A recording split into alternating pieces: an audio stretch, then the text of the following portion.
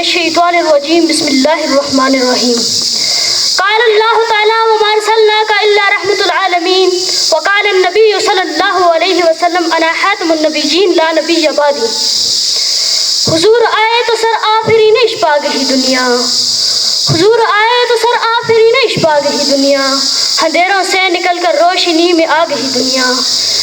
ستے چہروں کا رنگ اترا بجھے چہروں پہ نور آیا، ستے چہروں کا رنگ اترا بجھے چہروں پہ نور آیا، حضور آئے تو انسانیت کو جینے کا شعور آیا.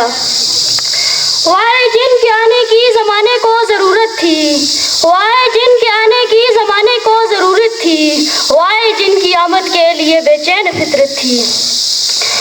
واجب الاحترام جناب مجلس، میرے قابل احترام اساتذہ اکرام اور میرے چمن کے مہکتے پھولوں، السلام علیکم. آج کی یہ عظیم مجلس کے محفل بہت عظیم ہستی کے عنوان سے منعوت ہے.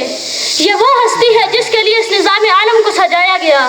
دنیا کی یہ رونق اس محمد کی محتاج اور قرضدار ہے. لیکن سامعین اکرام، ایک وقت تھا عرب جہالت کے دل میں پھنسا ہوا تھا. قومیت و عصبیت کے ظالم وجوہ نے رذیل اخلاق بنور عرب کو وحشی بنا دیا تھا.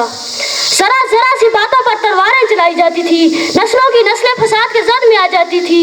گھوڑا دوڑانے پہ جھگڑا، پانی پلانے پہ جھگڑا، قبیلوں کے قبیلے زمین بوس کر دیے جاتے تھے، بچوں کو زندہ درگور کر دیا جاتا تھا. قبیلوں کے قبیلے زمین بوس کر دیے جاتے تھے. عورت کو پاؤں کی جوتی اور شرافت و حیا کی کمزوری سمجھا جاتا تھا. عزیزان محترم، ایسے میں رحمت علی جوش میں آئی اور اس نظام کائنات کو درست سمت لانے کے لیے، اشرف المخلوقات کو اپنا مقام یاد دلانے کے لیے اس سرزمین پر چاند محمد صلی اللہ علیہ وآلہ وسلم کی صورت میں اتارا. جن کے آنے سے سر آفرین اشپا گئی دنیا، جن کے آنے سے سر آفرین اشپا گئی دنیا، اندھیروں سے نکل کر روشنی میں آ گئی دنیا. جہالت دور ہوئی، جو ظالم تھے جھک کے، آپس کی لڑائیاں ختم ہوئی، بھائی چارے کی فضا قائم ہوئی، عدل و انصاف قائم ہوا، علم کا بول بالا ہوا، جہالت میں گری ہوئی انسانیت نے اپنا مقام اشرف المخلوقات دوبارہ پایا. علی مرتبت رہنمائی دنیا کا مشکل ترین منصب ہے، اور پھر اس قوم کی رہنمائی جو گمراہی و ذلت کی آخریتوں کو چھو رہی تھی. یہ کام بہت دشوار تھا، مگر آپ تو رہبر اعظم تھے، پادی اکرم تھے، نوری مجسم تھے. جناب سرو کائنات صلی اللہ علیہ وآلہ وسلم کی طرف سے بھیجے گئے آخری نبی ہیں، جو قیامت تک آنے والی انسانیت کے لیے قانون الہی اور قرآن مجید کی صورت میں لائے.